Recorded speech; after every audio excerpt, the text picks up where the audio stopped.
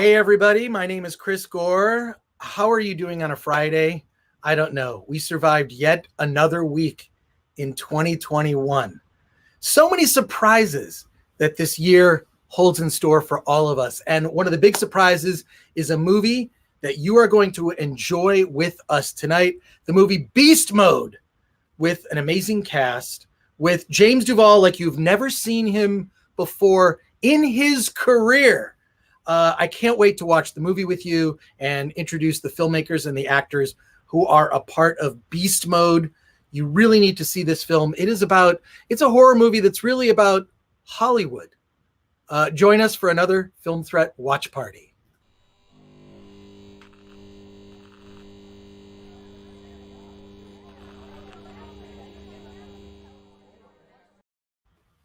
I've got my drink. I am ready. I have Beast Mode. Right here on my iPad. It's a movie that you can rent and or purchase on Amazon, video on demand. It's everywhere. Get that movie queued up, put it on the TV, put us on as your second screen experience. We're all going to watch the film together. This is going to be a lot of fun. We've got a big group tonight. One of our biggest groups yet. Let me bring on my colleague from Film Threat, Lorry Kikta. She's here. Lorry, you and I we did a whole thing yesterday. Mm-hmm. We did our Sundance 2021 wrap up. That was a lot of fun. Yeah. And then the surprise pilot, that was cool. Well, that was, look, that's something I've done at film festivals as a panel.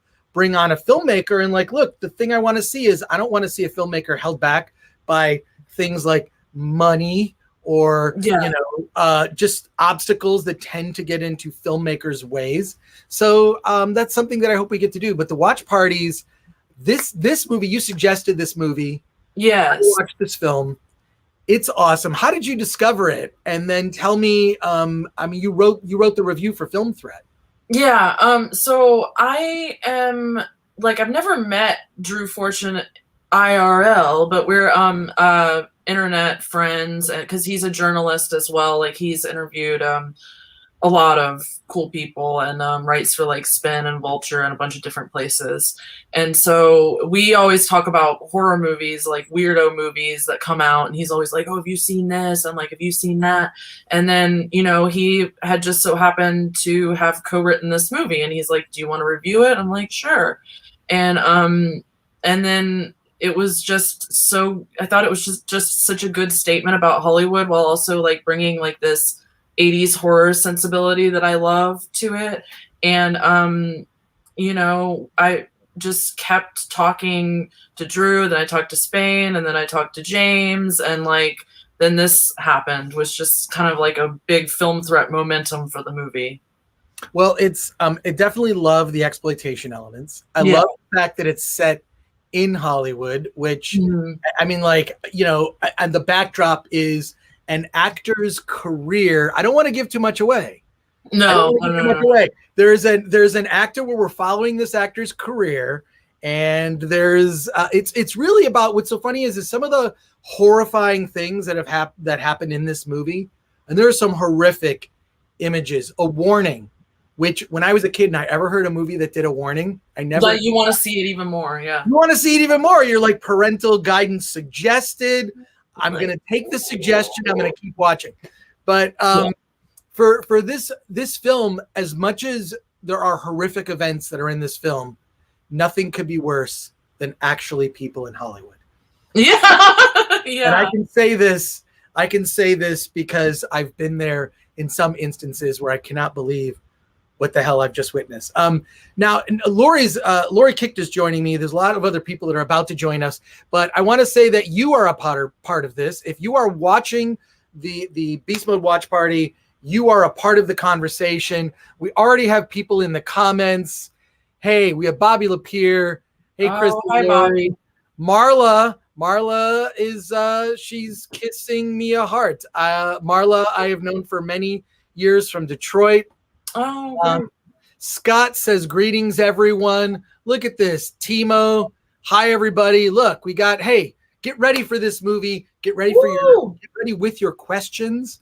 We're going to learn all about this film. Lori, I think it's time that we bring everybody on. I'm going to allow you, because you know everybody better than I do. So I'm going to bring them on. Please introduce everyone here that's joining us. Let's start with your friend Spain. This is Spain Willingham, and he is the co-director and co-writer of the film, and he lives in Atlanta, where I'm from. So go ATL. Yeah. Yeah, I'm back in Atlanta now. It's pretty cool. So, Yeah. First of all, I love Atlanta. Spain, I'm going to guess that you've been to Dragon Con many times. You know what? I have been living in California the last 20 years. I've never been to Dragon Con. I just moved back to Atlanta recently. So gotcha. I'm from Georgia, but I haven't lived here since the 90s. Well, Dragon Con is a thing. I know all about it. I cannot wait. We were going to go if it had not been pushed. I was going to go. We'll see this year. I hope that they consider a version of it. I mean, there's got to be a way, we will get back to some semblance of normalcy, but Dragon Con, I like to call it Nerdy Gras. It's pretty much That's costumes and it's nuts. All right, let's bring on Paul Christo. How are you? Good. How are you? Thanks for having me. Hey, Paul. Hey, Spain. What's happening, man? Is here. Matt Ryan, the DP, is here. Wow. What's going on? What's up? Bobby is here. Hey, Bobby. Nice. Hey. And actress Isabella Cascarano is here as well. Hey, Nice. everybody, how are you? Hola, How you para doing? todos. And we're hoping Right. James Duval shows up at some point. Yeah, he'll be here in a few minutes. Definitely. Yeah. Awesome. Lori, what else can you tell us about the film? And I want everybody to chime in with their thoughts before we start the movie. We're going to start the movie. Just a reminder to our audience, get the film Beast Mode right now. It's on Amazon Prime. It's on everything. Get it ready, queued up. We're going to start the movie in less than 10 minutes. Sweet. But I'd love to hear from everybody here before we get started. Well, Spain and Chris, why don't y'all let us know what you want people to think going into watching this? Don't think too much. Yeah, Just watch and enjoy. I think that Spain and I, Andrew, and pretty much everybody that was in the know, Matt Ryan, of course, our DP, Bobby, we all really wanted to just recreate, as Lori so eloquently put it, an 80s movie. And what better way to do an 80s horror movie than, obviously have a low budget, make sure there's tons of practical gore and blood, and then get as many iconic 80s actors and just legendary actors who are some of our favorite actors in the film that would agree or get suckered into doing it with us. So that's what we went into with a plan like that. Nice. That's it. So- Okay. Yeah, I mean, that's it. That's just that we wanted to let people not forget about this moment in cinema that, the next generation might not see these old 80s movies as much as we did. We were living in the decade as they were coming out. And I was reading Fangoria magazine in 87, 88 when I was in first grade. And I was getting in trouble. Other people were bringing in, like, Playboy. I was bringing in Fangoria. So we cannot let these films like Reanimator and Basket Case and all these just obscure, strange films of the 80s be forgotten. And we just want to keep talking about them. So, they're important to all our lives. And don't forget Frankenhooker, also from Frank Henenlotter. Yeah. Basket Case. Big deal. Genius. Oh, man. I wanted to ask real quick, who's the biggest fan of Weekend at Bernie's in this? I share that. I share the fandom with you. We're gonna remake it one day. It's our dream. It's our dream to remake. Like if they were any studio, anything that's been done, and we were like, Weekend at Bernie's, please. So yeah, one of the many, but. I actually had a friend who was working in Atlanta, and they had it was on a Marvel thing, but they had a code name for their production, and it was Weekend at Bernie's 3. And he put a picture of it on Facebook, and I was like, oh my God, how are they going to do this? I thought it was a real thing for a second. Oh my God! We might. How is it possible? We might name the next LLC the Beast Mode movie. We might name it Weekend at Bernie's 3 LLC. Yeah. Why not? Well, I mean, maybe they should create Hollywood's all about connected universes now, and maybe Beast Mode is part of the Weekend at Bernie's connected universe. Oh, yeah. That is now going to be a thing. That would be a dream come true. Blown. Although we'd certainly be happy to be connected to Marvel. So tangentially, for sure.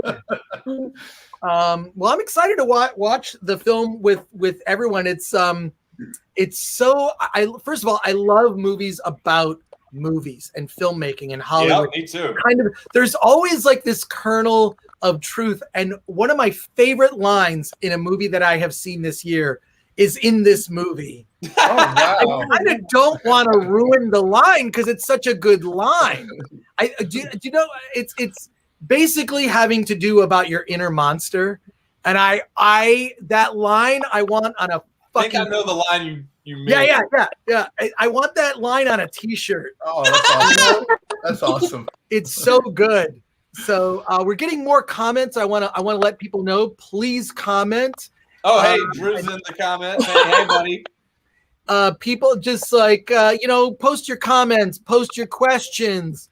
We want to hear from you while we watch along. There's a lot of people. The chat is blowing up.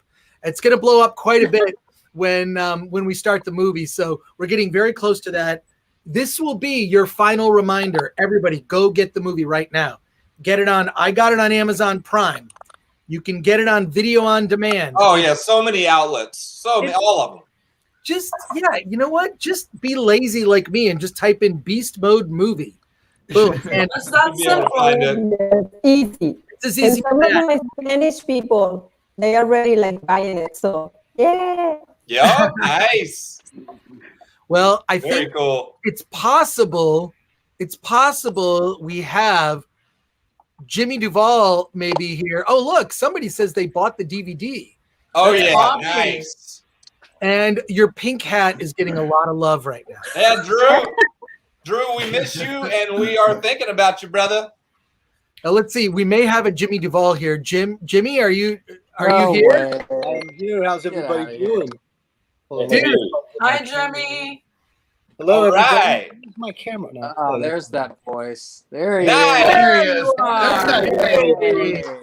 All right, man. Good to see you. Very Well, cool. How you been, Chris? It's great to see you. It's great to see the whole family. Yeah, there you Dude. go. We're like the Brady Bunch right now. That's exactly, Lori. That's Yeah. awesome. Yeah. That's so good. Well, There James, you I go. haven't seen you in years. It's great. I always see you at Sundance, and of course, no Sundance right now. Seems like I always run into you there. You've got a film there, or you're just hanging out. Good to see you, sir. It's always wonderful to see you, Chris. It's great to be here. Thanks for having us. And dude, you in this movie, if you love Jimmy Duval and his work, this is more Jimmy Duval than you can handle. I mean that lovingly. It's a few Jimmy Duvals for sure. Exactly. Yeah. If you have not seen the movie yet, don't want to ruin it for you, but you're gonna love this. Yeah, I burst out laughing several times. You really took it to the extreme with this. I'm excited. What can you tell people that are watching right now? Because we're all about to press play and watch the movie. What if you were at a film festival right now? You're introducing this. You're at the Egyptian. It's the midnight movie, which is actually not the first time. So I think I saw you intro some movie you were in at the Egyptian. Might have been a Greg Araki film. I'm not sure, but I think all three of our movies played there. Yeah. Heck. One of them. But what would you say if you were introducing the film? We're all about to watch it together. What is your if this was a film festival intro to the movie? What would you say? Buckle up and strap in, boys and girls. Please keep your hands on the sides at all times until it comes to a complete stop. Thank you very much and enjoy. Awesome. That's great. Well, I'm excited. Wait, I'm going to move myself over here. And I'm gonna move around so people can. There we go. Here we go. This is gonna be a lot of fun. Anyone else want to say anything before we start the movie? I'm gonna move that branding on. Yeah, it's kind of blocking your face, bud. It's okay. It's okay. What else do we want Well, I to want to say something. start? Spain, I anyone? want to say something. Yes. Isabella, what's Say up? as well, everybody's gonna be watching a lot of like monsters and stuff like that, but beside everything and behind all of craziness masks, there is a very beautiful message as well. And the Yes. movie has such a wonderful magic, like dreams for everyone. Like people thinking like Hollywood. I come to Hollywood very like with a big, excitement, but then later you feel and you see the real thing. But at the end, it's always a great message. Yeah. It's a Awesome. good point. All right. Who wants to do the countdown and we can start watching the movie together? Although I will warn you, if you get the movie on Amazon, sometimes they show like a commercial before the film. But I've got it and I'm ready to go. Does everybody have like the movie somewhere, like on an iPad or their phone or just something? I have the raw movie, so mine might just start, but Right. we'll all sync up. Okay, cool. Do you want to do it? Do you want to do a countdown? Yeah, Jimmy should do it. Okay, cool. All right, everybody. From 3, 2, 1. Let's have some fun. All right. Oh, here we go. This is where we are. Everybody, we've all pressed play. Everyone. Cool. Sweet. Nice. Oh, So this opening sequence. I just want to say to Chris Gore that taking all the cameras to South America was a real pain, buddy. Where did you film this? Like, I hope it wasn't at like Griffith Park or something, like, where did you film it? No, seriously. It was very scary. All right. Well, the plan was we were going to film in Topanga Canyon, and the plan ended up becoming we got stock footage. So It looks awesome. thank you. It looks legit. It looks legit. Well, it's been color timed, and again, we run every idea by Matt Ryan. Everything, the script, the actors, everything we run through Matt Ryan. And Matt just, we had to make it match the color and everything that he so brilliantly laid out in the film. So. Gotcha.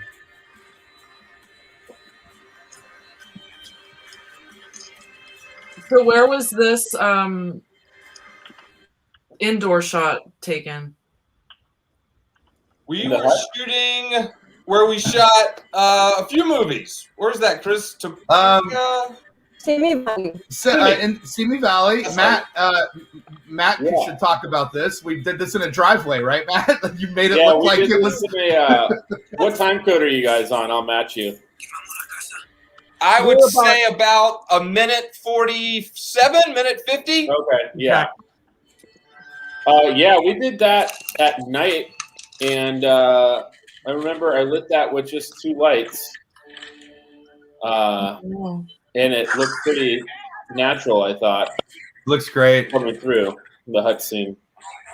A question for you, Matt. Can you see the screen? From Bobby Lapierre is asking a question. Yes. I'm going to flip over to see that. It says, Matt, if they ran all those ideas by you, was there a specific color look for this prologue you were after? I wanted to go natural for this because of the setting. And kind of because it was a flashback in a hut. But in general, the whole film, I kind of wanted to go with that 80s vibe, vibrant, blue moonlight. Kind of put a little bit of green in it for kind of a modern twist. Because when people watched it, I wanted it to look like a contemporary film, but a nod to the past. Oh, there's the title treatment. Love the title sequence. Love it. Super cool. So I use kind of harder backlights and stuff, and vibrant colors that you probably see in older films. the film stocks got a little faster and more vibrant. I mean, it's set present day-ish, but it does have that 80s vibe. There's a 80s, I don't know why. It's like even I think down to the acting style. Am I wrong? Like the acting style. Oh, you are not. It's not over the top. It's just a little over the top. It's just a little cranked up, especially some sequences with Jimmy. And well, the 80s movies were a big homage, so they were a big inspiration for us all. For me, certainly. But it's hard to even like do like an acting style. Like, okay, we're acting, but it's like we're acting like we're in an 80s movie. Yeah. It feels like that long lost 80s movie. It does. Well, the crazy thing is, Chris, like we were obsessed with making this, like even shooting single camera, which Matt can attest to. I was really against shooting single camera because I did it one other time and it was such a nightmare. But that's what some filmmakers in the 80s had to do. They shot on film. They didn't have this elaborate, budget and digital, and they could, people literally took frame by frame.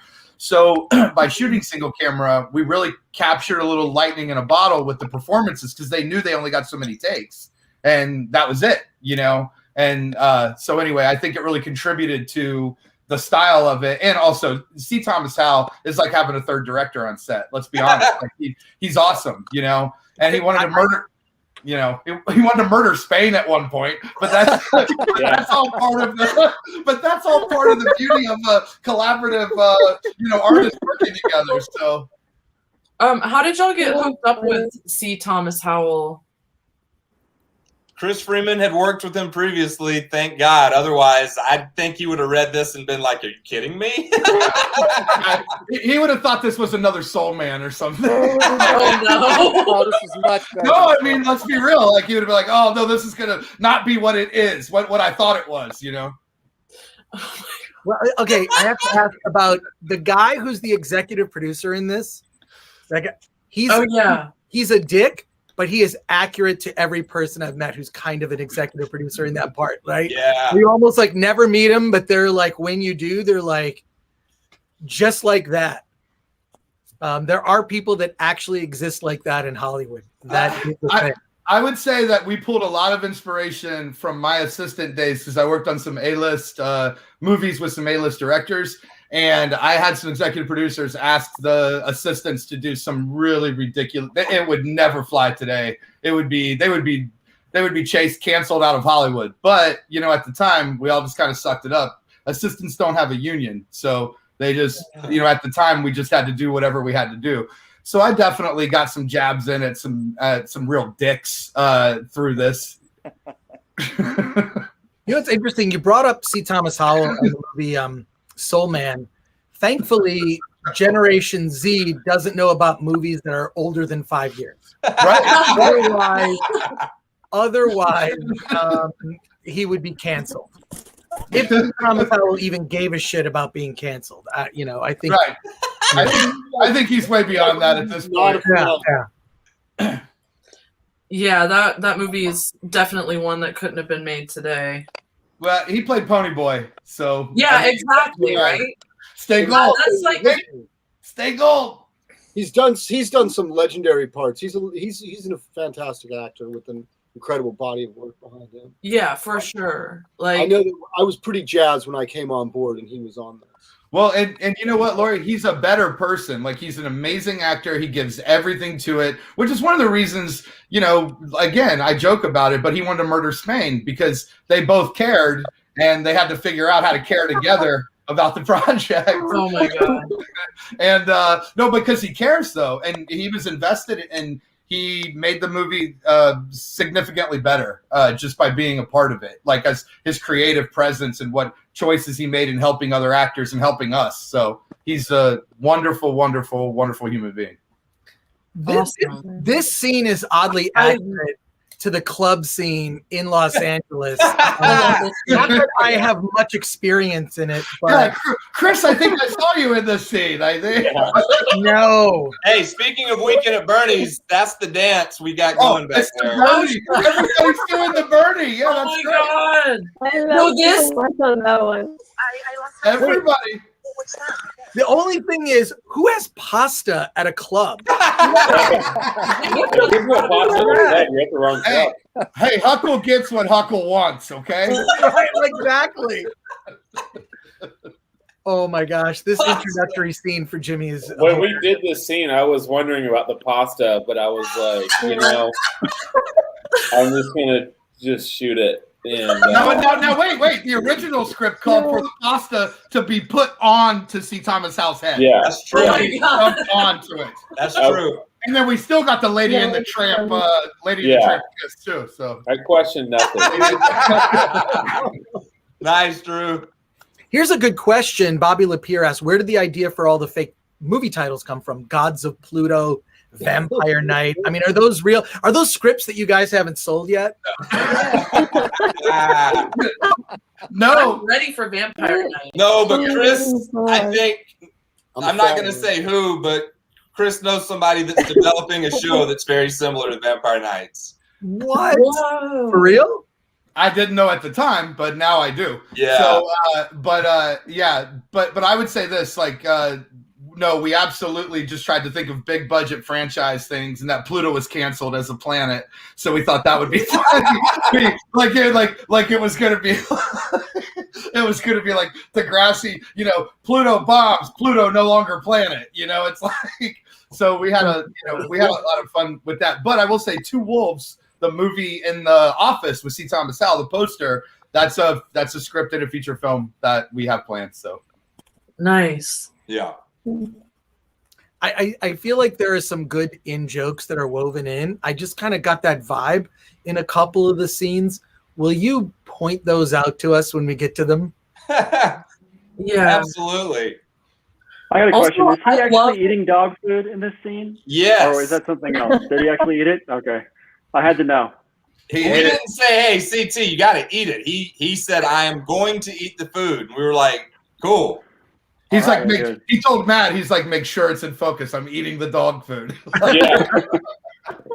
I love that dog, by the way. I love the dog. Yeah, he's great. Dog's great. Yeah, I didn't know he was going to eat that dog food till right before we rolled. I think the slate was coming in. He's like, I'm going to eat this dog food. Now, Chris, this is one of our best friends, Tom Downey, this actor who's on screen now, I think, right? Are we all seeing him? Yeah. So this is one, and we invited him to come tonight, but he was unable to. But he's been in almost every movie I've ever made, which has been actually a few, despite being completely anonymous to the world. But anyway, so he's so awesome. Thank you, Lori. But yeah, he's Tom is so awesome, and I know Matt knows him. Everybody knows him. Great guy. I love Tom. Love him, and he's so great in this too. Oh. I talked about this whenever I interviewed Spain and Drew, but the cream reminds me of Death Becomes Her. Ooh. I forgot to mention that to you, Chris, because that's such a good comment. And I saw that movie opening night in the theater, and I never thought of that. And she's so right. That's the first time I've heard that, Lori, and you absolutely nailed it. You're right. Yep. Yeah, there's definitely an element of that.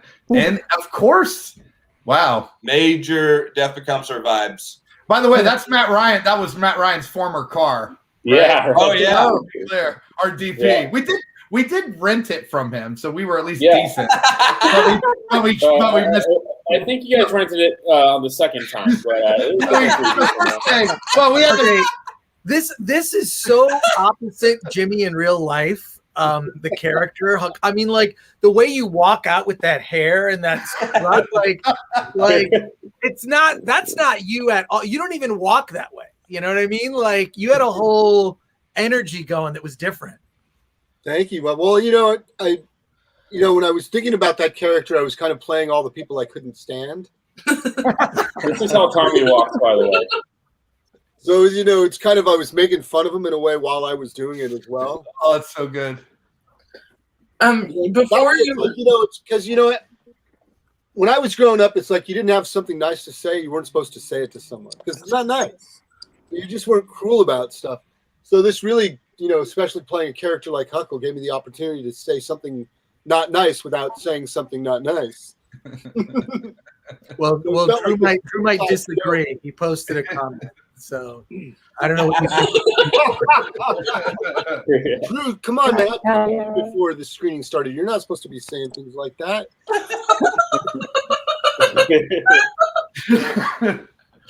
I'd understand if you were waiting for me to pay you, but after you get the money. Now, interestingly enough, Chris, I'll just point out this setting, this location. This is literally where we rent the cameras from, so it's pretty amazing. Hollywood camera. I was going to ask. I mean, with the movie being, with this film, the backdrop of the film is making a film. It must have made it easy to just go, we'll just leave it in the shot. Like, who cares? You know what I mean? All the time. Like, it worked. Well, interestingly enough, and we'll see, toward the end in the third act, but we didn't rent all those trailers. We just rented a location that had a lot of trailers. And then we rented the warehouse, the interior, and we built sets inside. We shot all of our interior trailer stuff. So I will take credit for that part of the plan because I can't believe it worked, but it somehow did. So that was great. And we have James Hong on screen now. Yeah, James Hong was not thrilled about that costume. Mm-hmm. But I wonder why. He then put it up to him and was like, fuck it. Well, considering that it's like 80s inspired, I think that it makes sense. And he's an actor that's been he has a resume that's insane. It's just like, it's incredible. It really is insane. Like, he's been in legendary films with legendary actors. Yep. Yeah. Well, and he performance. Eyes, I just do eyes. Oh, that's Blade Runner. And Jimmy, like when we were shooting, it was tough because he was doing all this improv, and you're supposed to play dead. So I definitely broke character a few times because of him. broke character. Tony asks, how did the actors each read their characters at first on the page, and then how did they shift to make that character their own?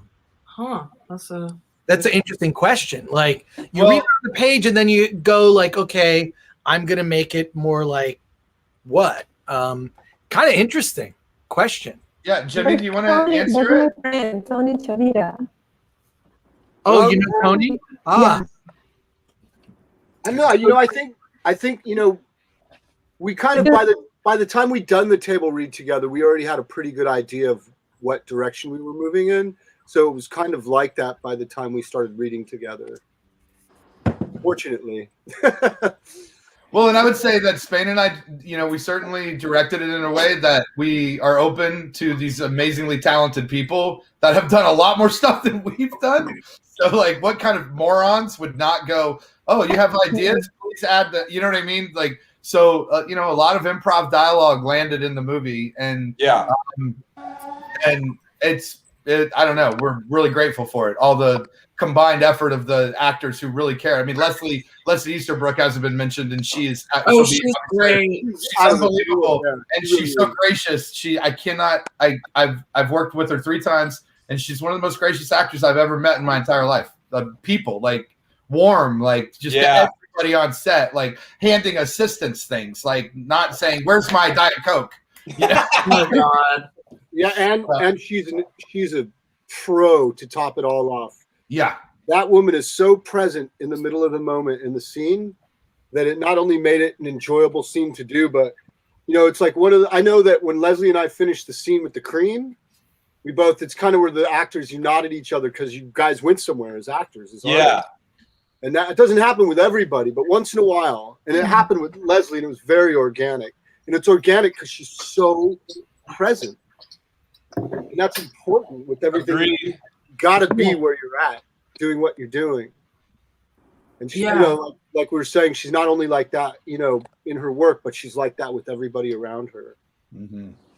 Everybody was really evolving with their character as the days went by, especially Jimmy and C. Thomas Howell. Everybody was just like crafting their character. Jimmy's got basically 3 characters on the screen. He's playing monsters. He's playing Uncle. He's playing Michael. And all these things, all these layers. So everybody was Michael becoming Uncle. Yeah, exactly. So many. Right. Yeah. And also not to be underestimated, playing dead. because Yeah. no, I'm serious, Jimmy. I got to ask you about that because That was a bit of a challenge, honestly, Chris. It was a bit of a challenge. How do you do that in the sense of like you can't flinch even? Is it just muscle control or? Some of it, yeah. You know, I've been doing yoga for almost 20 years, probably 15 years when we were doing the movie. So, to be honest, a lot of that did come into play where you would kind of let all your breath out and learn to hold your breath after you exhale, because if you hold your breath after you take it in for some reason, that's what makes you flinch. Yep. So I found that Jimmy, you should be an acting coach, but just for dead people roles. I have Bernie to thank for that. I do, because I saw Weekend at Bernie's probably 4 or 5 times in the theater. Oh my God, that's awesome. Inspiration for me.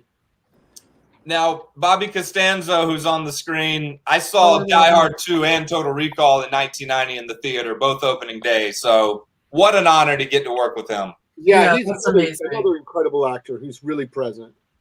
I mean, Bobby's in he's in different strokes. Okay. Yeah, he's in everything. He's in everything we've ever seen, and he could not be a cooler, as a human being. I mean, Matt, what was it like working with him and shooting him? Wasn't he like just so gracious and like all about it? Old Hollywood. I was bent. First time I talked to him, I was bent over on low mode on the dolly, and he comes up and whispers me, "Hey, brother, your ass is out." And then he just walked away. He was a great guy. Another question. He's asking about the 80s influence on the score, which he thought was amazing. So, can you talk about the score a bit? Paul's idea to do that kind of thing. Go for it, Paul. Well, I think that I don't remember whose idea it was, but we floated the idea around. Anybody heard of Harold Faltermeyer? So he's a big 80s guy who did all the, like, if you think about Fletch, Beverly Hills Cop, Tango and Cash, like all these huge movies, and he kind of had a very particular sound of all sense, and he kind of is the 80s sound when it comes to music. So we thought, well, that's a good way to sort of nod to the era, is to do a score like that. And I think it kind of worked. I think it worked well. I mean, it probably isn't all like that. We kind of ping pong back and forth between that and maybe traditional horror-esque music. But I liked the idea that that was a good way to imply the 80s was using that kind of synthy Harold Faltermeyer kind of score. I'll say at the end of the day, like the Beverly Hills Cop score, and which Paul's mentioning, it's one of my favorites of all time. And as a kid, watching Fletch and hearing that, like hearing it go as he's going from scene to scene as a transitional piece. Paul got it right away, and then when the tone shifts in the movie, obviously we start ripping people's body limbs off, Bobby.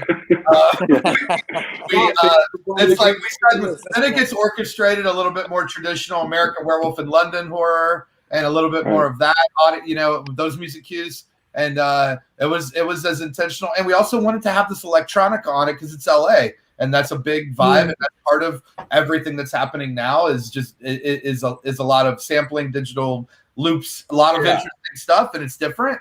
And so we were doing our best to kind of marry the '80s to what's happening now. So filming in this actual porn emporium was pretty cool. Yeah, porn emporium is huge. We didn't even have Wait, Matt, Hey, Matt, didn't you give us this location? It's I mean, your Friday. I got the card to get in, so. Matt had a parking pass for the lot. Hey, for parking in LA everywhere. Yeah, right. And the perks. Emporium is such a fancy word for what it is. Oh God. Oh, that's fall. Spain, I wanted to ask about your hair. You should ask Tommy about the hair. Yeah. Well, it was going to be very Oh God, red or something, and they styled it and they said, "How do you like the look of the cut?" And I said, "Oh, the color's perfect." And they said, "Yeah, very funny. That's not the color, dum dum. That's just the look of the wig." And I said, "No, leave it be." And they were like, "Is he being serious?" And like, yeah, we were. So I'll never forget. Spain took the picture and sent it to me, and so did hair and makeup. And they were like, "Tell him no." And Yeah. and Spain sent it to me, and he goes, "What do you think?" And I was like, "Genius." I died the first time I saw it. I was like, oh it is confusing. I died when I showed up to set and saw that. For the first time. We actually, That's true. so we had the salon. We only had it for one day with Leslie and Tommy and everybody, Jimmy and Spain and Carrie. And one of the scenes we had was Spain under the big giant hair dryer and it pulling the wig off of it, like off of his head. But we couldn't get it, so we couldn't get it. But it was scheduled. oh my god, that The was salon was a tight one, but man, what a fun day. I remember when Tommy first walked on set and saw the wig. He was like, "Is that real? Is this happening?" Tommy was confused so many days on set, man. Oh, he was really confused, but he dove all in on Breen. Oh, Yeah. yeah. And honestly, if he didn't, the movie doesn't work. So thank God that he Yeah, did. no, he was I great. mean, look at Breen's face right Right here. here. She's saying, "Can I make this call?" Look at him. Everything. He Like is funny. he gave us. There's so much stuff that landed on the editorial, on the floor, so to speak, that we didn't put in, of him doing insane, like Jim Carrey liar faces, rubber face, like stuff that we couldn't even believe he was doing. Like, and he was even like, "Am I going too far?" And I was like, "Not far enough, brother." But that's the thing. That's how it was a fun set like that every day. So when you're having a good time like that, then you can kind of let loose and let go and it, feel. Are you guys on the exterior night? yeah, and it Yeah. helps, Jimmy, when we can use Matt's car to light the scene. Every time I was about to sell a car, you're like, "Hey, we might use it in this Give me scene." that All right. Matt, this scene looks amazing, by the way, brother. Thanks, Always man. unbelievable. Look at that shot. who plays the metal dude? That was a friend of C. Thomas Howe. He was part of the Sons of Anarchy cast, and he's been in a ton of other stuff. But he was great. Yeah, he's awesome. He awesome. We really did. We did a lot for the resources we had for this one. Yeah, we did. Great location. Got into the warehouse, lighting that. That's true. Look at that shot. I mean, Look how beautiful this is. Yeah. And the I dog. think the Alexa Ari is one hell of a freaking piece of equipment. Of course, with the right awesome lens. Well, I mean, look at Doug's face. It's like ghostly, Matt killed it in this. Like he just. Yeah, I kind of want to go indirect. Well, yeah, we have CT and that we have Tommy and the way he looks, and then look at Doug. It's just awesome, Matt. Yeah, I think I skipped some light off the ground for him. And I think I was screaming at people, "More fog! Yeah, More fog!" There was a PA running around with that hazer There was and a fan. Yeah, sometimes too much fog. Whoa, buddy. 200 feet sprinting wherever the wind would change. He'd run the opposite direction. But let's be clear. There was an unpaid PA. Yeah. Oh, is there any other kind? Don't want to say that. Lorry. No, of course they were. I'm kidding. Below the line. It's like when I call Tom Downey and I'm like, "Hey, do you want to be in the scene? Also, do you have any guns?" Yeah. Bobby Lapierre asks, Beast Mode is a comedy about filmmaking and a horror movie. How did you balance the tone so both elements worked? I think when you have a movie that's slapstick, almost Naked Gun-esque, you've got this real highs of the comedy, so that when you give it space to breathe for some of the scarier horror gore moments, it plays because you're excited already. You've been laughing. You're seeing this weird arc with all these characters, and then you get a shot of gore to the head, and you're already kind of in this high speed moment. So I think it blends well. And I think that while we were making it, we were just having a lot of fun, knowing that we were doing practical gore, getting bloody, and it was fun. I love that you guys did that. Well, in a way that was, it's kind of like that's the 80s tone, right? Like 80s mixes comedy. It's like a genre blender, right? There's comedy, there's horror, and there's like this sort of light-hearted tone. And then some of the horror later in the film is not light-hearted. There's like a couple scenes, where it just gets it's pretty crazy. Coming up. I don't know what happened with my internet. I don't know. It was me. Hey, you're looking way better now, Isabella. Oh my God, you're back. You're back. I know. And there's people comment like, I just bought the DVD. I was like, that was my uncle. I was like, good. Oh yeah. Nice. I know him. Yeah.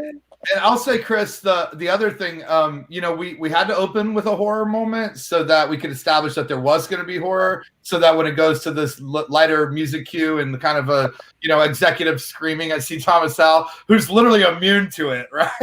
He's like, executive producers, after he gets it's amazing. So we definitely had it was a balancing act, and I think it always is for filmmakers, and it was really tough when we were editing, deciding what would have lighter music as opposed to darker stuff. And Paul was a huge, unbelievable asset in that, helping us figure that out. So I don't want to spoon feed things to people, but sometimes you got to make sure the audience is with you. And I wanted here to make sure that people knew that Isabella was the mom of Ezekiel, and that flashback kind of clears that up. So there you go. And then this is the infamous cream that Michael just put on. Mm-hmm. Yeah, so Michael is now becoming Huckle. Yeah, that's so funny because I've seen that happen with a couple of people in my experience where they come from nothing and then suddenly they get a little taste of what it's like to work in the industry and they become instant dicks.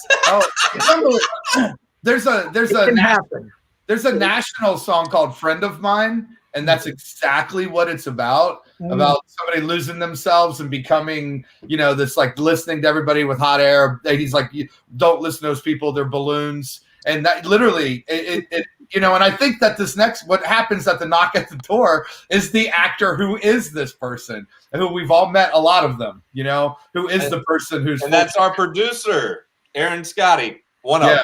Genius. Funny actor. Executive producer on Peanut Butter Falcon, by the way. Wow. Little weird fact. That no guy. Big deal. Yeah, no big deal. Just an amazing. No big deal. He's just taking a huge dump in our movie. and literally, and he was doing a lot of cocaine in the bathroom, which we cut. But we did have him. Yeah, that's right. Well, what do you think happens when you do all that cocaine? Yeah. You're in the bathroom all night. I mean, we only had one bathroom. My God, is that my connection, or should I change to my phone? Oh, sorry you're having trouble. I don't know why. I paid so much for this internet, and now when I need it, it doesn't work. Oh, that's annoying. I know. I was like, So now he's putting wow. Oh God, I forgot about this. Yeah. I know. That's the funniest. Frank's asking who was responsible for most of the B-roll on set. We just shot it along from the shot list, so any kind of inserts were very purposeful. It wasn't. I wouldn't even call it B-roll. It was specific shots that were very important to the storytelling that were kind of insert shots planned before. Yeah. So there was never a let's in documentary you'd say let's spray it down, let's cover a bunch of B-roll stuff. That's not how we approached it. It was more this is an important action. This is what we want to highlight. Is that a bottle of Tito's, Freeman? Yeah. Salud. Oh. Wow. No, Nice. There was a time when Matt and I just had to drive around and just shoot some driving. It was really fun. Yeah. Chris, is that vodka from Ohio? This is Tito's. Texas. Texas. Texas. Gluten-free. Gluten-free. But No not, GMO. not alcohol-free. So clearly Okay, here we have JT Jackson and Adam Zastro from when I used to work at Buds and Roses in LA. And I'm glad that he came on and did this because he thought, should I shave because I can't shave right now? And I was like, oh yeah, I'm sure a cop would have that goatee. Do it. Yeah. Yeah, and we had already made so many concessions that I was like, Spain, he can't have that goatee. Make him shave. I'm always the person asking for unreasonable things from people, but I'm always willing to do unreasonable things for people. So, you know. Oh, here we go. Bobby's up.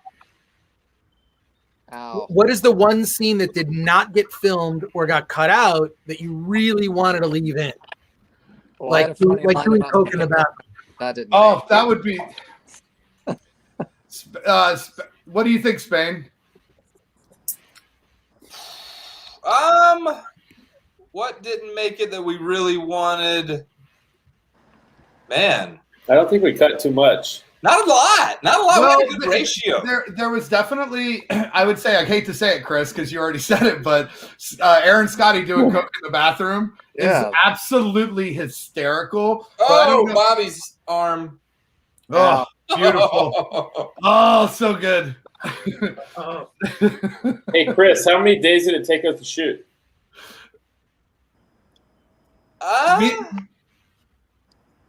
Me? Yeah, This? he's asking you.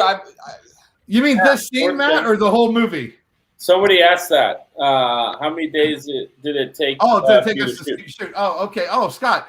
Scott. So I would say, thank you, Scott. Wonderful question. I would say that it took us altogether 21 days with about 3 pickups, which pickups means just Matt Ryan and Spain.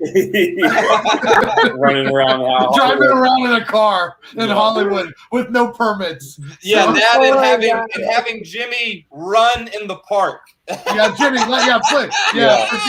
Forgive me for forgetting Jimmy. Yeah, of course, Jimmy running around at the park right by your house, Spain. And Matt apparently looks like David Tell. That's just all I want to say. Getting Oh, he's like the healthy, good-looking version of David Tell. Yeah. Hey, Chris, if I go gray, white, and can I get there? Yeah. That's great. Oh, here we go. B-roll time. There it is. Oh yeah. Anal bleaching. Oh my god. And this What time was code are you guys real. on? This was actual anal bleaching. No. Jimmy was like, "Hey, if we're gonna do it, will Leslie just administer it, please?" Oh Do I my still God. get paid? There's my. I mean, I'll still do it even if I'm not, but it'd be nice to get the bump. Right by Trader Joe's. Yeah, I think that's in the SAG paperwork. Smoking, bringing your own wardrobe, anal bleaching. It was in his rider. That's right. Yeah, I don't think we had a permit to film on the Hollywood Stars there, but all good. What do you mean? We Walk of Fame? We're always permitted there, Spain. It's so. Oh yeah, we did. You're right. Once again, Matt Ryan's car featured yet again. Featured. By the way, in front of Mayor Garcia's house. Garcetti? Oh, Garcetti. Sorry. That's right. It's been a while. This was right in front of the mayor's house. Oh wow. This was a wow. fun He was house. his house was across the street. Oh, Yeah. Jimmy, Dan Mervish wants me to ask you if you'll sing a line from the musical Open House. Do you love this house? Do you love this house? Do you love this house? Yeah. Love you, Dan. Have you been, my friend? Open house. That's Love awesome. it. So we are in a set right now. We are not in the house. Interestingly Just enough, saw. this is where we shot. This was the entrance to where the club was, Chris, that we saw you at. Mhm. So this is the same location. It's just the stage. That's it. Alana Mathis. I love her in this. Facts. She's awesome. Yeah, I love her name. You guys had such great chemistry together. Yeah. So he's another just like the cast was incredible that guys were able to get together, and Alana was no exception. She stepped right in after we had shot a lot of the movie. Right. And she's literally slipped right in, no problem at all, like a pro. Oh, she, and this was the day that Matt Ryan had he was too important for us to come to set. So, he had to go shoot, I don't know, Bruce Jenner. I don't know who you shot, Bruce Jenner at the skyscraper in LA I downtown was or something. shooting Sierra and Wayne Gretzky. Oh. I was close enough. An athlete. Yeah, on private. I was doing private jets and then on the rooftop in LA. But he made it before and after, and his second in command got some nice stuff here. Yeah, I literally kind of pre-lit it, walked through the shots, left for a few hours, got the rooftop sunset shot, and then came back. And, yeah, man. Interestingly enough, Matt made more shooting that downtown shot with Wayne Gretzky and Sierra than he did the entire shoot working for us. That's a fact. In those 6 hours, probably. Oh my God. That's well, you know, kind of accurate. We appreciate your contribution, my friend. Yeah. Well, I appreciate you letting me sneak off to pay my rent. At least one of us could that month. This right here is the longest zipper in pants history. Jimmy, you are so good in this, brother. Yeah. Oh my gosh, so good. Oh, here's a good scene. Oh, this is a great scene. Oh, they're so funny in this.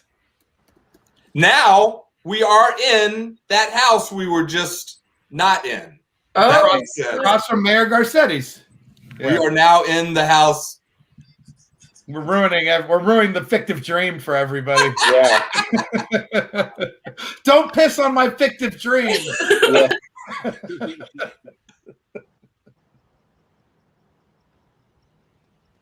Oh, she was wonderful. Yes. I think, Chris, you got involved in getting her cast. Well, I shot. She's amazing. Constance was in. I cast her in Evil Takes Root, a film that I had released in September, just before Beast Mode, and that was shot in rural Ohio with Amish people and authentically deaf and hard of hearing actors for those roles. So it was a really cool experience. And Constance is this dramatic actress that I felt like we were so lucky to get her in Evil Takes Root, for her to come and play like this studio executive who's just an ice queen bitch and, you know, waspy and, you know, high powered and everyone's afraid of her. She was amazing. So we were so grateful to have her. She was wonderful, and she was perfect to be a Goldberg. I mean, just she looks like who she's named after in the movie. Yeah. Mm-hmm. And of course, Scram Daz Crawford. Oh my goodness. Yeah, Daz. And Nectarine. I love her. Can we give Nectarine a shout out? Yes. She's one of my favorite characters in the movie. Sherry is so funny, and I, you know, to be honestly, I love how much the character has heart. Like, it's, you know, she's part of the scam, but it's almost like paying off a debt to this Hollywood douchebag who runs the ZMT and the gossip rag, and she owes him something, but she feels bad about what she's doing, but we don't know anything about that. When we see her, we think that she's somewhat of this caricature and playing a role, and I thought Sherry was awesome. And viewers might see that scene just then and go, well, that was kind of a little much. That was a little bit ridiculous. But then you see who she is and you see her motivation. But at first, C. Thomas Howell was like, guys, I don't know. That's almost too much. That the language in that elevator is a little too much. Tony asks, when did writers know they kind of unlocked the story and everything finally made sense? Drew and I had a idea of beast mode, and it was bouncing back and forth. And then when Chris got involved, we could really like sink in the arcs and the acts and the story and the conclusion. And we all three just day by day got it to where it was shootable. So it was just a lot of fun making it and writing and working on it. And I think, interestingly enough, the writing process was a lot like the filmmaking process, whereas in Drew and Spain and I all had different things to contribute, like, different voices, different goals, different experience as far as structuring a story and all that. And, we leaned on each other, and this is why, you kind of mine some, if you work hard enough, you mine something worth, at least a story worth telling. And same thing There's with Drew in the scene right there.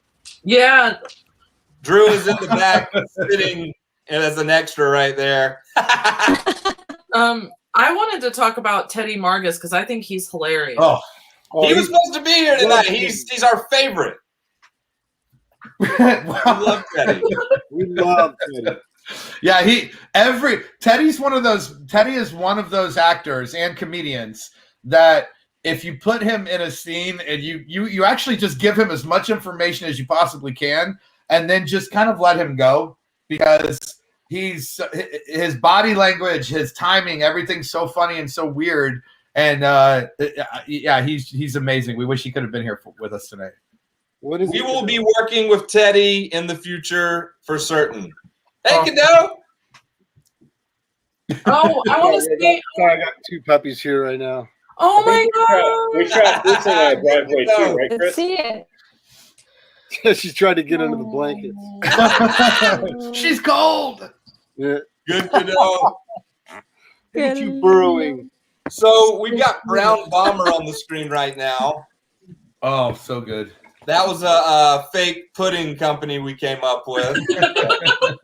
And the artwork is a plane dropping brown, like cows with brown and white spots on them as bombs. Like Brown Bomber.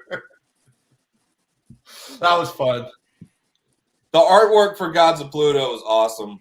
Yes. Yeah, I want to see the movie. Like, honestly, we've had I want to make it. Yeah. Oh, I've got a space opera ready, Jimmy. You're the lead, brother. That's happening. So Call me in. This is when the fame starts taking hold of Michael. yes. Give him some space chalk stick. Coming up, my favorite line in the movie. It is. It's my favorite line. Oh. Jimmy, when we were talking before, you said that this was kind of not only based on actors but also musicians, right? Mm-hmm. Yeah. You always, at least growing up, you hear about them getting away with everything that no one else could ever get away with. I guess it does exist. It definitely exists in the acting industry too. But when I was growing up, I remember it more predominantly from musicians. So there were definitely quite a few that I had based Huckle Saxton on. So it's kind of there's definitely an amalgamation of the rock star in him. Yeah, for sure. There's the swagger as like a musician for sure. Yeah. One of the things I wanted to do with lighting was, you'll notice the backlight starts to become a little more green, the accent lights, when we get into like monster mode. Oh. So it's kind of something subtle. I went from that kind of like Conrad Hall type backlight to with that 80s blue, and then more of the greens come in when monsters start happening. And it's awesome, Matt, because all the night stuff has such a style to it. I mean, Spain and I went in saying creep show. We were like, hey, creep show lighting. We talked about it, but I mean, there's no way. You know how many hats you were wearing, and I think you can kind of understand how many hats I was wearing. Oh yeah. For you to for me to have faith and confidence and know that you're making it look like this was such an asset, man. It was such a relief. It's like saved the movie in a way. It was fun, man. It's a good team effort. A lot of collaboration. Jimmy had just come off, I think Hercules, Jimmy? Hercules, yeah. And he was doing these these freaking crazy handstand push-ups. Yeah, push-up impossible. It was insane. Jimmy's what Jimmy I look was massive on Hercules. Jimmy is what I think I'll look like every January 1st. And I'm like, I'm going to do this this year. I'm going to change it. I'm going to look like Jimmy Duval. And then I just end up with this. So, you know, I come home and I just unzip it and it all comes off. Put it in the dry, fold it up. Where can I buy one of those? Yeah. We passed this part, but I love that sort of 80s clothing montage and the training montage. Yes. Like, that is a trope from 80s films for sure. Chris, I love that you recognize that. That's something I did in a short, like 10, 20 years ago or whatever, way too long ago. And I have this girl changing, and I did a time lapse where clothes are landing on the bed and she's in different poses. And I always love those from like girls just want to have fun and all of this kind of stuff. So I love that you recognize that, man. That's so cool. And Bobby Lapierre asks for the actors, what was the hardest part about getting into character? Well, for me, it was nothing because you just put on a weird wig and I'm Hampton. That's all it took. I guess it was a little deeper for Jimmy. Yeah, I wouldn't say there was any hard part because Chris in Spain, you know, kind of scheduled it really so I would have my Huckle days and I would have Michael days.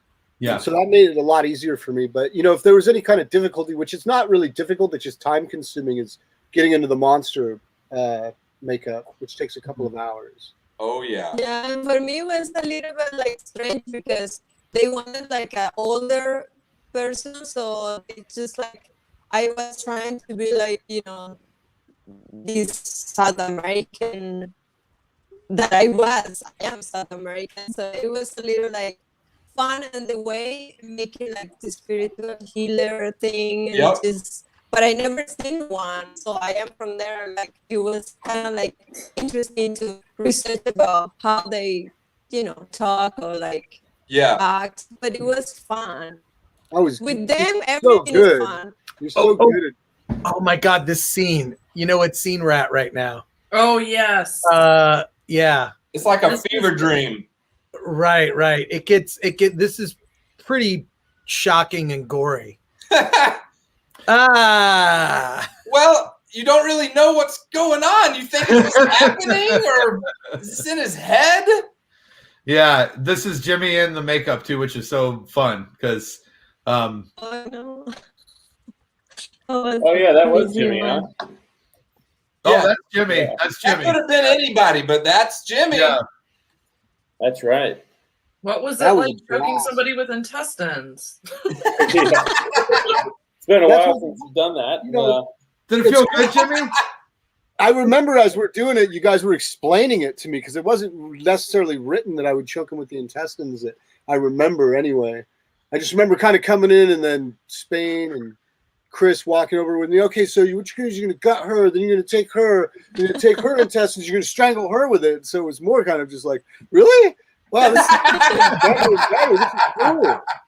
We did it in one take, and it was a complete clusterfuck of blood everywhere. And I was like, I think you got it. I remember I just walked out of the trailer with just blood everywhere. And and he got it, right? We did return to that set later, a good bit later, to finish some stuff. And he said, guys, I'm still cleaning out the blood, and I'm not kidding. Well, what's crazy is, you're right, Spain. And what's crazy is in this scene, we cleaned a lot of it up, so we shot it dark because we didn't have time. Like, people don't understand when you're making a movie, every consideration is there, like it's someone's property. We have a time when everyone's got to leave. We can't just leave a shit load of blood on and like, we'll see you later. Like, we picked this up a little later. So it was. Here's a question for Jimmy, and you must get this question every week. It's not about this movie, though. It's a different movie. Oh no! If you want to address it, did Jimmy get to keep the bunny suit? He might be able to address that. I did not get the suit, but I did get this. What? Oh, that's fine. Just me and my shadow. Well, that's a good question. Awesome. That's awesome. Wow. Wow. But a friend of mine got one of the suits and he donated it to the Smithsonian. Oh, wow. Wow. Yeah, and then I know one of the masks went to Kirk Hammett from Metallica. Whoa! And then another mask was chromed and then given to Nancy Uvonen, our producer, where they literally posted it on a pedestal, and she still has it. That's I'm awesome. excited for that Academy Museum that's going to open up soon. Right. I feel like that is going to be incredible. It's like movie history in a museum. Should try to get one in there. That would be amazing. Now, I'll point out, Chris, this is one of our executive producers, Sadir Dubey, who is one of my business partners, and he is amazing. He's so amazing. He's supportive of everything we're doing, and I just told him to play himself because he can be a real dick. He's great. Just play yourself in the scene, and then I got to enjoy Jimmy ripping him apart. Like this is Just slashing him to pieces. Yeah, that was fun, right, Jimmy? It was cathartic. It was. And you know, I think that was one of our first days of filming, so that kind of like for everything. Like, all right, you gotta. This is what you're just gonna start doing, Jimmy. This is like day 2 or something like that. Yeah, it's one of the early. So get used to it. Early gore days for sure. Yeah, everybody goes home and you're like, oh, there's blood on me. It's not mine. It's not real. That was the same day we shot this amazing scene with Teddy that I can't talk about just yet because it's a spoiler. So we'll wait till we get to it. But one of my favorite favorite scenes to shoot. Oh yeah, for sure. And Teddy was hilarious when we were doing it. The stomp scene. Oh yeah. That was right before you got on, I think. Oh, yeah. Oh, gosh. So it's okay. That was a great day. Full testicle body cast. Is that a name of your favorite band? Yeah. Is that the name of your porn video? No, but I'll tell you that this scene had Greek yogurt in it, and it was pretty funny. I love that we're criticized for how juvenile some of the humor is in it, Spain. I've really enjoyed that. I've relished some of that. That's true. Oh, has that happened like in reviews or what? Well, yeah, Lori. I would say our most critical reviews, and it's really awesome. We didn't know what we'd get. We hoped horror fans and 80s fans would like this movie, and we put a lot of heart into it. And we thought, like you said, that there's a message in it, and that it's elevated above just being like there's blood and gore. It's like, hey, be a good person. Like it matters your decisions and what you do. And I would say overwhelmingly any negative reviews we've had is about that there's too much of fart bathroom humor, or there's too much of this, and they were distracted and we missed the message on it, and that's okay. That's their opinion, So it's. I'm sure it would have been more of that if Chris would have been like, "Hey, look, come on, man, we got to pull back some of that." Like a lot of that is me, but Drew is asking about tell the Finnegan story. I may get some of this wrong, but Drew's had a little wiener dog named Finnegan. It was really cool. It had a wheel set in the back because I think it had 2 disabled legs in the back, so it used the front legs, but then in the back it was like wheels. It was cool. And I think we were watching it one night. Don't let Finnegan out. Whatever you do, I'll be back soon. Yeah, me and Drew, we got it. Well, Finnegan got out, and we had to chase this wiener through Echo Park. I can't exactly remember what happened. Chase this wiener through Echo Park. We were like, we've got to use this name. That could mean a lot of things, Spain. Yeah, this name Finnegan is great. I did come up with pretty much the majority of the names in Beast Mode. And if you go to my IMDb and look at my previous movies, you'll see that that's just a thing. And it's just I come up with really odd names. I mean, the names in my other movie possibly were even more weird. But there's some weird names in this movie like Flex and Scram and Breen and all this weird shit. And as long as I'm making movies, Jackson's not names are going to be weird. And I'll say what Frank said, Chris, that comment we just got. Oh, Tales from the Crypt, an unbelievable influence on Spain and I. I mean, That's true. Honestly, And the great thing Creepshow. the amazing thing about Tales from the Crypt is they pulled some amazing actor from another, from Twilight Zone or something we saw them in the past, and they placed them in, a modern, in these 80s Tales from the Crypt. So that was a huge influence for us. Bobby just asked me best name you've ever come up with. Possibly People Persons in my previous movie. Yeah, in my movie I made before Beast Mode, People Persons might be my weirdest name. Oh my God. Played by a wonderful actor named Keith Compton, who's a dear friend of ours. And that's how I met Chris. Yep, we met through Nice. Keith Compton, surprisingly. So there you go. And Spain, we haven't really said enough about Carrie. Carrie is so good in this movie. Oh man, you're right. You're right. She's so wonderful. Muffy, aka Carrie, she was so funny in this movie. I don't even know if she knows how funny she is. How much people like her in this. Look, we've heard so many great compliments for It's her. true. But I'll say this too, that jar, Lori, that the cream is in, we had so many versions of that because I don't know why, but our so as soon as we started, I said, hey guys, we need like 5 of these, right?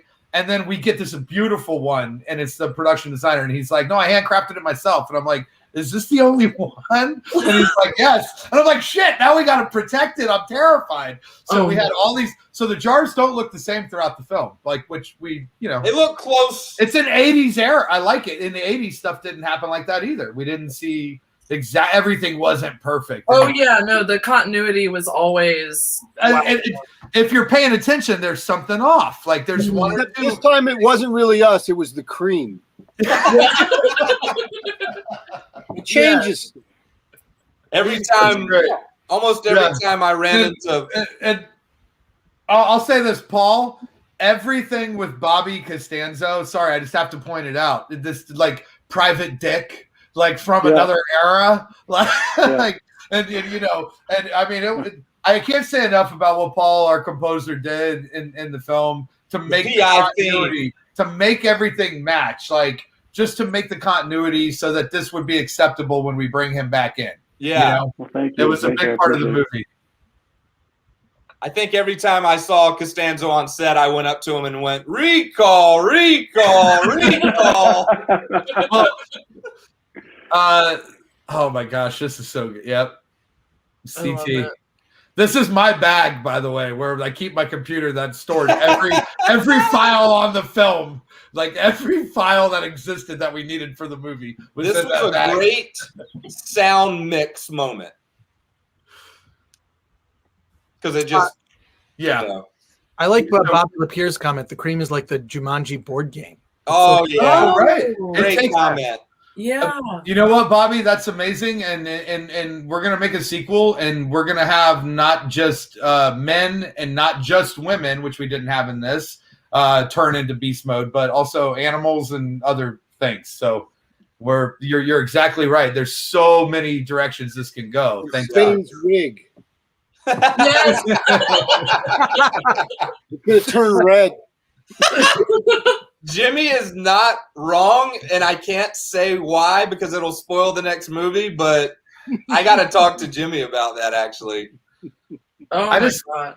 I just like that we get Isabella a number of times throughout the film. That's awesome. That's a wonderful thing. Yeah, I had to let people know that the source of this thing is everything. Yeah. Oh, the dog scene. It's, you know what? And these, you know what, Lori? These scenes don't work unless C. Thomas Howell is a dog person and he's kissing and the dog's licking his lips between scenes, loving on him, like snuggling against him, in between takes. They got along. Yes. Oh. This is one of my favorite shots in the entire movie. Thank you, Matt, and thank you, Jimmy. Oh yeah, this was another driveway shot. Yeah, Chris. Chris, this is in a driveway, and he's not covered. This is literally in a driveway. He's sitting on a driveway, and that's it. In Simi Valley, he's sitting on a driveway. Then we cut On it the in with pavement. the door there. Movie But it magic. cut seamlessly. Jimmy had to eat a lot of pudding that night. It's still coming out of me like. That's why we called her Brown Bomber. Brown Bomber! Brown Bomber! Bobby Lapierre is asking, is there going to be a sequel? Because yes, please. I will say one little thing, and I'll let Chris respond. It will be set in D.C. Because we figured, who are the worst people on the planet Earth? Well, we thought it was the movie. We thought it was people in the Hollywood, but it's actually not, because they're so like hollow and shallow. It's actually these people pulling the strings in Washington. So we're like, if the cream got loose in Washington, now in the House of Cards meets Beast Mode. Yes. Oh my God. House of Cards meets American Werewolf in DC. Yes. That is awesome. And Chris Gore, I'll give you a little tidbit here. There hasn't been a 2 TOO in a long time, and this will be the first TOO in decades. Yes. Wasn't TOO? What wasn't the last one like a Dumb and Dumber? No, the dog movie, the talking dog movies. Look Who's Talking Too. Yeah. That was it. Yeah. Which are pretty, actually pretty. Teen Wolf 2. Teen Wolf 2. And then I heard there was a Disney, Spain. You got corrected when we were on something else. Someone was like. Yeah, they said there was like a Hoodwinked 2 or something. Which I think there was, but it's this is a little different. And I'll say this too. It's more Mr. Smith Goes to Washington meets American Werewolf in DC. Yeah, with a little Manchurian. Yeah. That's more it's going to have the grounding in class that Mr. Smith Goes to Washington.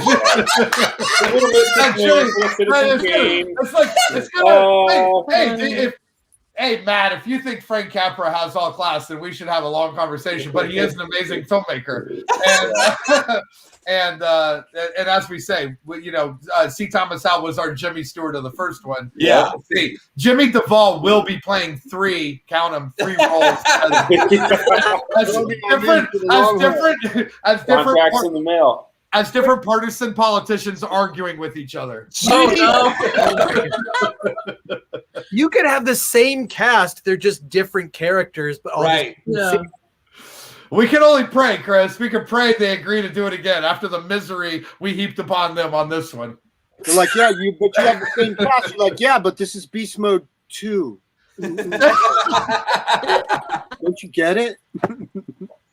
Hey, shout out to Light Iron, who did the color grade on this. And great job. Really saved us in this scene because the sun went down. That's true. It looks great. They were awesome. Above and beyond. A-list color house. And incidentally, Matt, they were paid, so that's good. Oh, good. Yeah. I just wanted to comment that I know that it took y'all a little bit longer than expected to make it, but I really commend you guys for, keep towing the line and everything. But how long exactly did it take? It took a few years. I mean, there were times when we thought, I think maybe we can edit this and you know what? We could just not live with it, compromise. So let's go back and get a few more pickups. But then sometimes CT or other people would be busy. And then when he's free, now someone else is busy. So getting everyone back all on the same time is why it probably took a little bit longer. Also, I had to, raise a little more cash for his help and slowly piece it. Yeah, like people don't really understand that. So, like Spain just said, raising more money. Like we have partners that work on other movies and stuff with us and other endeavors, and it's hard to convince people. Like, hey, we're almost finished again, but we need a little more money because it's going to be special. Like, we just got to do this. Yeah. But what really helps that is like our editors, like Jamie and Steven, who. I felt at one point I think Matt Ryan and I were the only people who thought we would finish the movie, and seriously, and Spain almost had a mental breakdown at one point, or a nervous breakdown, rightfully so. So it's you know, it's really like, I hate it when people compare it to like, oh, it's a war and we're birthing a child, but it is like birthing a child. It's like you give it to the world, but you got to do the best you can, and then you give it, and then you see what people think of it. It's got its own life after that. Yeah.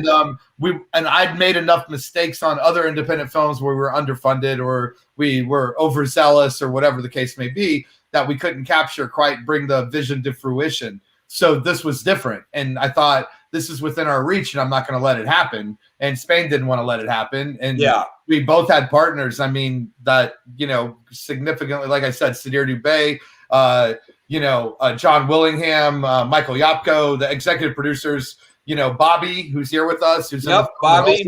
Bobby. Yeah, so we filmmakers can't do it without financial support and without support like that. Like, it just can't happen, you know? Doesn't matter how many great actors you get, because Jimmy has to pay his mortgage. Jimmy wants to live a nice life. He's got to be paid. You can't just, you know, keep asking people to go, oh, one more scene. But they do it, and they're willing to when it's, and we are so indebted to them for that, you know? And the cool thing that worked out is that, you know, some wild stuff happened with some social injustice and police being on blast. And our movie came out with some of that going on in the world. So it kind of matched up to a happy place in time where it came out, whereas if it had come out in, I don't know, 2018, maybe some of that wouldn't have played as funny. So I'm happy when it came out. It wouldn't have resonated maybe. And like what I like, and I know Lorry said this, and I've heard this from, we've got some great reviews on this, is that it's just a little bit of an escapism. It's like, let's let's just forget about how angry and weird everything is. And just like be goofy and enjoy something that's literally absurd. You don't have to think. Grab drink half a bottle of vodka like I have tonight, or like or an entire bottle of whiskey like Matt Ryan has. Or switch over to the margarita.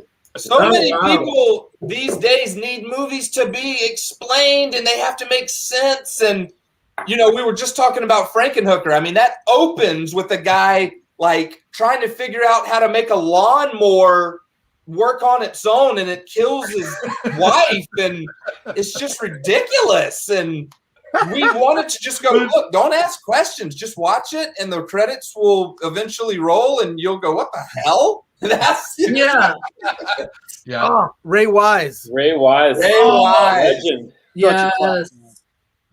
He was the most fun to work with, and he was drinking the beers, chugging them, and they were real beers. And he did not show up with a chauffeur. He showed up alone, and he drove home alone. And I was like, "Hey, Ray, are you good to drive?"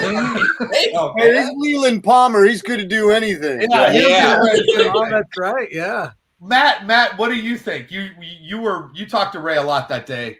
I mean, look, you can tell a real pro actor that are in it, lifers. He never left set. Turnarounds, he was there. Can I help you line up? This work here? Helping set marks. That's, you know, some folks just kind of come out when everything's 100% ready and do a couple takes and move on. He was there the whole time. And that's so true, Matt. I mean, I've worked on A-list stuff as an assistant and been a part of really big films and $200 million, $300 million movies. And I've done a lot of what we're doing. And what's crazy is actors like Ray Wise, we start at a deficit when we start the day. And then we have Matt Ryan who goes, okay, that's 15%. You're better. And then Ray Wise shows up on set, and now you're at 50%. And like you suddenly, it's a positive gain. Like having, if you get these, Spain, are you not a better actor because you had a scene with Ray Wise, even though I made sure that I scripted that you were on a landmine? So it just made me feel so on my toes in that moment, sharing this scene with one of my idols. It was just such an honor and such a fun day. And he was so happy. And he said, this script, if it would have been shit, I wasn't going to do this movie. It certainly wasn't for the money. Yeah, definitely not for the money. He said it was just such a weird, funny script. It reminded him of movies from the 80s that he was in. That he liked. Yeah, that he liked. And that, you know, he had done movies with Leslie Easterbrook, and he had run into C. Thomas Howell over the years, and he was just like, I want to be a part of Beast Mode. This was awesome. And Ray and I had just finished working on something. That's right. Oh, wow.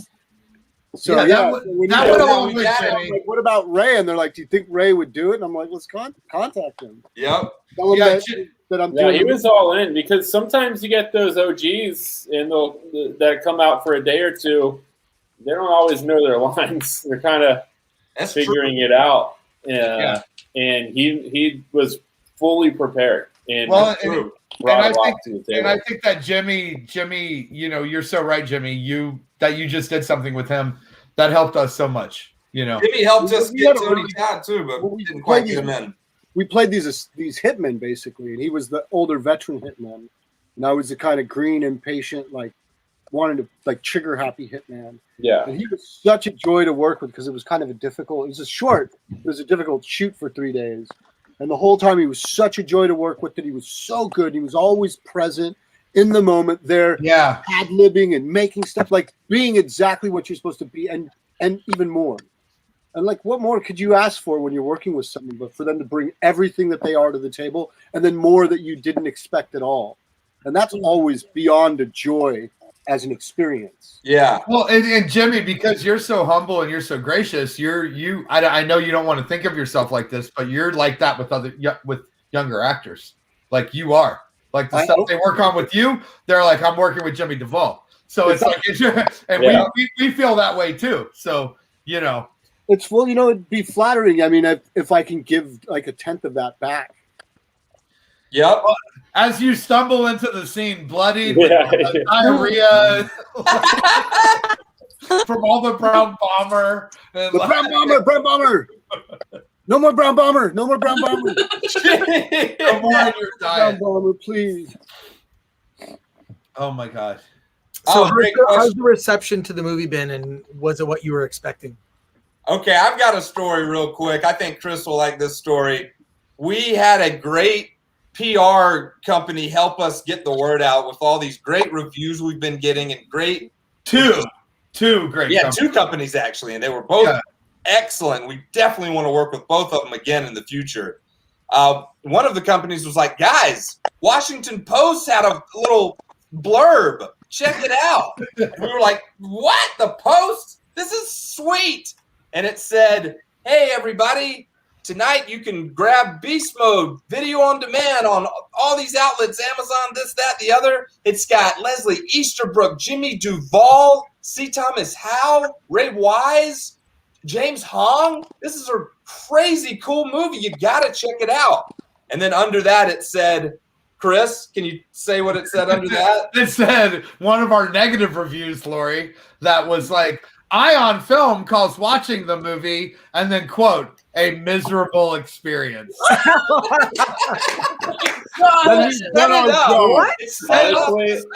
And you know what? Oh my God, we own that. I love that. That's so awesome. And I set it up like it was going to be this great thing, and right under that it said, they said a miserable experience. You gotta send me that link. Our I job love is going we through have bad reviews. overwhelmingly Our job positive. is- We have overwhelmingly positive reviews on Rotten Tomatoes, which is awesome, even from critics. Yeah. And But and most of the reviews didn't make it to Rotten. not yet. But that was one of the first ones, so I think that's why I watched that the Post grabbed it and whatever. And I mean, we laughed. Spain and I laughed beyond like we laughed for like 20 minutes about it on the phone. It's like, hey, you can rent this today. It's so great. Blah blah blah blah blah. Ion Film calls watching the movie a miserable. But I'll say Yeah, this. you gotta get that on a shirt. I'm sending. Hey, we're already sending a shirt to Chris and Lori. We're going to send one to you too, so you can give it away if you want with the quote of the cream. Right? But I'll say this. Outside, we'll be outside. What is this? Yeah. So we're doing that, and maybe we'll make another one with like the quote. That'll be on the back, right? But all the little vlogs that we, visit over the years, they all have loved it. That's incredible. All these podcasts and all these horror sites have just been loving it. Well, it's again, to each their own, and I love it. And we did not make this movie for everybody. We made this for fans that miss this like 80s stuff, like this gore, this kind of absurd where there's some comedy and then suddenly they're ripping people's limbs off each other or they're disemboweling them and strangling people with it. And of course, inevitably a third act beast fight, which is pending. Now, this is not the easiest thing to shoot. When you're shooting two people, Matt has to make sure that it is a dead line so the editor can make it appear that we've got these two huckles here. This yeah, was we can't cross over each other. Right. Well, and I shot it as absurd as it is. I did another feature that was twins. And so I had a little bit of experience. So Spain felt good about Matt and I handling this. Yep. It looks like it's legit. It looks like they're there. It does look legit. It I is they're both legit. trying to sell each other out. Like, no, he's the guy. Shoot I him. wanted to do something Shoot like that guy. I had a blast doing this. That was fun. And I remember I hadn't slept. I'd been in Belgium the whole weekend before Yeah. that. Yeah. So I was in Belgium for some convention and I flew back and didn't get any sleep.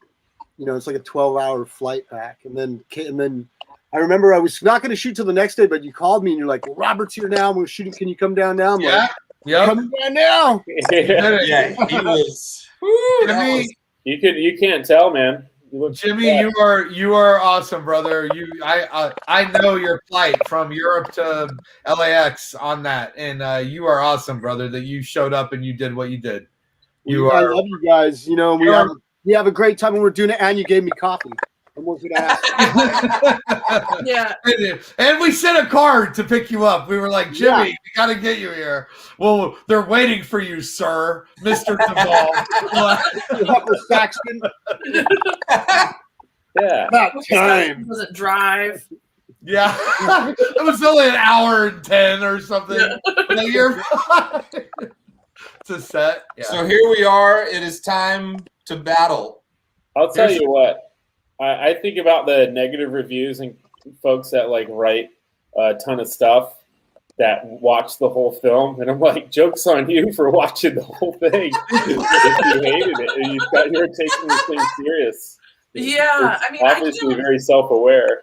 And, I can't imagine anybody watching this and being like, like, you know, like really like deeply looking into to be like, where is the political context or whatever. Like, I really enjoy some of the negative You're reviews. so right, Lori. You're so right. And you know what's funny is like, so I went to college at Ohio State for undergrad, and Ohio State University, and I would go through the library content of Billy Joel because I loved Billy Joel at the time, and I would read all these horrible reviews. Like the critics were awful, like they hated him, and he would like do these things to like lash back at them. So I think we're gonna open Beast Mode 2 with a bunch of news, like a talking head news people, and we'll make sure that we punish everybody that we can. yes. You gotta quote the real people, the real bad reviews, the actual bad reviews. You gotta quote. Yeah. We're really petty. Yeah, we're really petty, and we will. Yeah. Don't really all that much. I mean, if you think about Star Wars Episode 8, that was the best reviewed Star Wars movie ever. Does anyone else agree with that? I know. Yeah, that's why I think it's awesome. Far Jimmy. from the truth. Yeah, that's why, Jimmy. That's why. Like we'll just we'll be as mean as we can. You're like, that's the one you liked? Yeah. Wow. It's kind of like that every year with like award season too, where you're just like, Right. what? Oh, so much. Yeah. And This we'll stunt scene was Matt, great. These stunt guys killed it. Johnny Yang, Matt, that's your buddy. Yeah, my dude. Yep, we were fortunate enough to have him, and Oh man, I did a this TV show with him, and we brought him in. he such murdered. a fun night. This was such a great scene. So does it actually look green on set, or is that a color timing thing? Color timing. Yeah, it was a little more blue. Right. on set. But Right. again, with the monsters, I introduced the green. Yeah. Looks cool. Every time. Super cool. I think you guys really made the most out of your locations. Like, Yeah, I love this junkyard look. Lori, this is the same place that we shot all the trailers, which we didn't rent. Oh wow, that's awesome. Yep. That's He not just happens to have this junkyard. And we just happened to permit and rent it that night. So I remember this location. This is the location out by Santa Clarita. Yeah. yeah. Easy Rider. Yeah. Yep. It's It was a steep. fun scene to shoot. Yep. The poster shot, I guess. Yep. It was awesome filing a police report that night. What? The cops came because the Condor, right? No, because everything was stolen from us. Yeah. Oh my God. Yeah, that was Lori, What? it's a never. Not all fun making movies. Yeah, this shot here of Tommy laying down was we've matched this a little later as a pickup shot. Lost in DC. I love that, Frank. Oh, nice, Frank. That's awesome, Frank. Awesome. What's happening, Frank?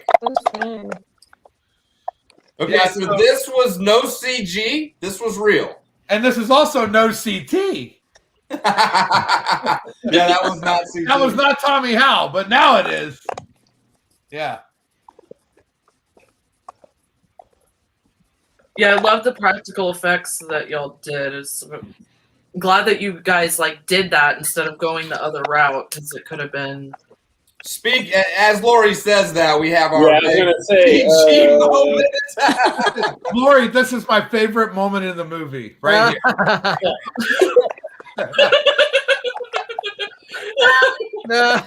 I love it. Boy, they sure make sure they got me. Well, so just so everyone realizes, at the opening of Beast Mode 2, at some point, his Hampton's cousin will be visiting his grave. And Spain will be the strawberry blonde that we wanted him to be in this movie. He will be in Beast Mode 2. So that's great. And we just hope Matt Ryan's not too much of a big shot to come help us out. I'll go buy that old Mercedes again and yeah. This is Lori. This is my favorite shot of the film. Right here. I love it. It's my favorite. Oh my I God. love the dog has his own little jumpsuit. I would have committed suicide if we didn't get that shot. Yeah. Because if you have that sort of, assistant's dog or whatever, you can bring it to you to prison. Yeah. And I don't think that's what we were intending anyway. It's not like, how great is it to see a dog in jail? That's all I wanted to see. That's all I wanted. I love that. I thought it was hilarious. Bow tie and God, genius. Yeah. So what we did is we kind of ended the movie with some of our favorite bloopers. Breaks the third wall. Yeah, breaks the third wall. So great. Yeah, some of these bloopers were fun. Here we go, getting going here. Jimmy. We got a dog blooper to start. Yep. Ooh. Some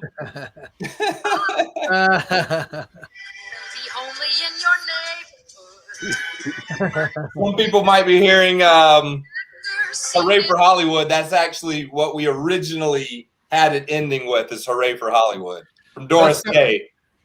But Sony asked for $10,000 and told us they'd sue us and destroy our lives if we tried to use that song. So we're good. It's true. Oh man. James Hong with his super explicit rant. And I asked him what it was, and he just said every cuss word in Chinese. And also, I hate Americans. Ray Wise is so good in this. No, he's amazing. Everything. I would say this. I saw Ray Wise in a movie called To Your Last Death. It's an animated film. He does a voice in it, and he's awesome because the character he plays looks like Ray Wise. Wow. Look up. It's a horror animated feature called To Your Last Death. Just look up the trailer for it. It'll blow your freaking mind. Well, his character is so important. He's got to be in our sequel. Yeah. Well, he has to. Do you know Thriller Chiller in Michigan? Do you know that festival? The No, thriller chiller. It's in Grand Rapids. It's a couple that runs it, and they're awesome. Like when they screen Bride of Frankenstein on the opening night, I know your festival is awesome, right? Oh, yeah.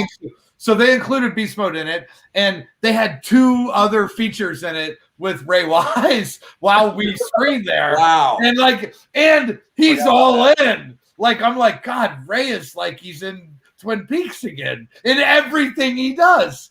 And so we were so grateful to have him, and we're, he's absolutely going to be a part of this, sequel. Drew. I'm really excited that you guys are making a sequel. That's awesome. Well, you have Absolutely. horror is like made for franchises. I feel like you should just not make the sequel and do the 3rd movie first. And then why would you not? Can't think of anyone that's ever done that, but I feel like then you just talk about some legendary story about why the 2nd film was never released. There's a movie, I just did an interview with a producer about a film called Grizzly 2, The Revenge. Yeah.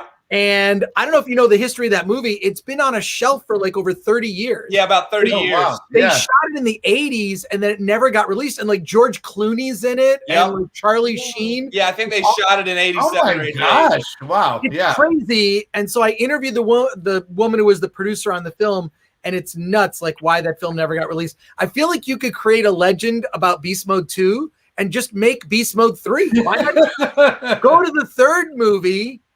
Why not? Well, just We'll reference the 2nd movie, but we won't show you the 2nd movie till after you see the 3rd movie. right. Yeah, exactly. Yeah. I think Beast Mode 2 has to have sort of a RoboCop 2 feel, because the cream is now out there in the wild, and it's kind of like that nuke. It's like dangerous. And Congress needs to put an end to this. Of course, because Congress needs to address every problem that we have in America. Right. Yeah, right. So there will be a vaccine. There will be all this. Like, and some people in Congress want everybody to put on the cream, and that's not a good idea. No. Yeah, and our callback to like Weekend at Bernie's will be a Congress member who is like almost 100 years old. So of course, because there are no term limits, right? So he's like, and he dies right before the vote, so they got to get him into the arena to make sure that his vote counts. And then we're gonna Weekend at Bernie's, and we're gonna do the straight up like politician going in and going like, oh, you drive a hard bargain. You're being real silent. You have a we're salivating at. And actually, let's be fair. At the end of this movie, we planned on, but we couldn't shoot it. There was going to be a gentleman over the shoulder shot, right? Like blue jacket on, blonde hair, reaching down with a bejeweled hand to put the cream on, and we were going to imply that it was Donald Trump. And we're like, what evil monster would come from this? And we and we also knew that if we shot that, it would be on Fox and CNN. It would definitely be on CNN and MSNBC. But like, we knew that, and we were like, so we're gonna. There is no political line on what we're doing. There is no judgment. It's actually lampooning, like Police Academy did, everybody on that side of politics. So anyway, I feel like it has like kind of a They Live vibe to it. Yeah. Like just a little bit. Oh wait, I think we lost Jimmy. He maybe he had to bail. He'll be back. He'll be back. No, but They Live vibe. Like They Live is great. I mean, it's very overtly political. Yeah. And I think They Live is more relevant now than it ever. Oh my God, yes. Chris, you are so right. You are so right. First came out. So, yeah. Well, and that's the thing. We're not going to try to be. There's Jimmy. We're not going to try to be overtly political, Chris. But in the same vein, we're going to make fun of everybody. Like, you have to. That has to happen. Look, I want Isabella to play a radical right wing, and it doesn't matter. But name Senator Feliz Navidad. to honor Well, Spain. oh my God, QAnon should be in the movie. Can't Oh, wait but to show you the real. You've got to make it happen. you're right, Chris, but we won't call it QAnon. We'll call it something else, and it'll be Freeman. as much fun as much fun as we can make of it. As much fun as we can make of it in the moment, without and we'll incur everybody's wrath because who gives a shit? Everybody's angry at everybody for everything. Movies like that can be hard because you don't want to date yourself. You don't want someone to rent it years from now and go, oh, because you see comedies sometimes and they do some in joke that was funny that year and you're like, ooh, that didn't age so well. So you got to be careful. But with politics, it's so wide that we're just going to try to keep it general enough so that it stays fresh. Yeah. Yeah, and the cream is like no different than the stuff. Which right. Yeah, I love the guy dipping his hands and going, it tastes sweet, it's good. That's the beginning of the movie, and that's all you see. It's insane. It's that's so all good. You see. Yeah. The next scene, it's in the marketplace. I mean, we have our opening scene our opening scene of Beast Mode 2 is the Chief Justice killing a Congress member with the Washington Monument slamming it through his head, and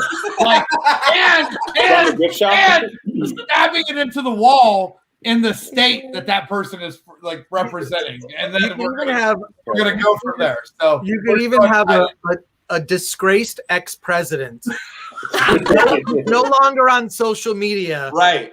And you meet this monster, this creature, this monster, and it's the nicest monster you've ever met. Like everybody, caring, and when the monster puts the cream on, turns into Donald Trump. Yeah, that's it. It's an orange cream and number 2. So if we really, Chris, you're so right. If we really want to nail dollar sign, we'll save that till the end, and the biggest monster comes in after everything else has happened, and it is Donald Trump. Yeah, we may also have to have some sort of skydiving accident because somebody needs to be impaled by the Washington. Spain and I are talking about it, and we're talking about like someone whose grandmother raised them, and they're blowing them away with a shotgun because they put the cream on, and they're horrible. They're horribly racist human being. And it's gonna be a little different. I don't know what'll happen with this, but we're super excited about it. Oh man! I think you have to do it. I just think that the concept, I think Bobby Lapierre compared it to Jumanji. It has that kind of and also even just that jar can be like a collectible. I know. Right. The sort of legend of there's got to be something in that jar that if you touch a thing, it opens up like a hidden there's something in this, like a hidden, like a bottom box that it's just like, whoa, there's something under it, Right. Chris, what you're saying is too good, so we're gonna make sure we keep the rights to that. Yeah. That's and Chris, last thing I'm kidding. And Chris, last thing I'll say. Awesome. If Chinatown was about water, Beast Mode 2 is about the land that protects the flowers that make the cream. Right, yeah. Yes, that's I love it. Chris, you're dead on, man. That's unbelievable. You blew my mind tonight on that. So all right. Hey guys, I got to head out, but want to thank you for having me. Love all you guys, brother. Thank you everyone who's watching. We put a lot of hard work into this thing, and it's pretty cool to have people watch it and tune in with questions. And thank you, Chris and Lori, for putting this together. Thank you for coming. All right. Talk to you guys later. Cheers. Awesome. Later. Bye. Cool. We had David Tell on for a moment. Love David Tell. This has been amazing. What are people's final thoughts? I love that, basically you're doing script development for the sequel, or excuse me, the third movie on a live stream. I love the idea of making a third film and somehow the second film. And then you really know you have a franchise when you have a third movie, right? Well, Chris, I don't want to give away too much, but we do have the idea for the third one. But Spain, wait a second. But Spain, Chris saying we should do Beast Mode 3 before we've even done. Yeah, That's genius. That's genius. Do it, dude. Yeah, you do 3 and That then is the last second genius. film. Mel Brooks. Mel Beast Mode Brooks. 2 could be what in Beast Mode 3 they're releasing. So they're That's releasing true. a movie Oh, in sure, Beast I Mode thought 3. about that. Oh, there you go. No, one time Mel Brooks was getting interviewed, and he said, if we ever do Spaceballs 2, I'm going to call it Spaceballs 3, The Search for the Sequel. He did. Well, it's like, do you remember Mel Brooks made History of the World Part 1? And I Part remember one. Yeah, right. thinking, like, where's the second part? And it Yeah. was a joke. What happened to Loaded Weapon 2? Right. Well, I'll say this, Chris, before we leave. I worked on Culver Studios. Like, Oh, yeah. that's where Mel Brooks, he's the king. Yep. He is. He drives around in a golf cart, and I met him multiple times, and you could never have met anyone more gracious when you go, dude, I love everything you do. Mr. Brooks, thank you. You've never met anyone more gracious than that guy. And we all learned. I don't know. I learned from that. Not everyone knows this because he's uncredited mostly on it, but he was the guy, the money man for The Fly in '86, which Really? kind Oh, I of didn't know got about The me Fly. into the whole Interesting. thing. I saw knew The the Fly in Elephant Man. '86, and it changed my life. I mean, he was a big fan of like David Lynch and Right. How to Finance Elephant Man. Elephant Man, You know that's about The correct. Fly? David Cronenberg's The Fly. Wow. Yeah. Wow, that's awesome. So Amazing. amazing story. The Fly, and seeing that in '86 and then seeing RoboCop in '87. I mean, that was just such big moments. You know, the '80s were just unbelievable for film. Yeah. And then, you know, the first time I ever saw a movie in the theater was Aliens. Oh my God. Wow, that's got to be a traumatic experience at Kindergarten. that young age. That's crazy. Mine Yeah, was, Dad and me. Yeah. I think the first movie I saw was Young Einstein. Yeah.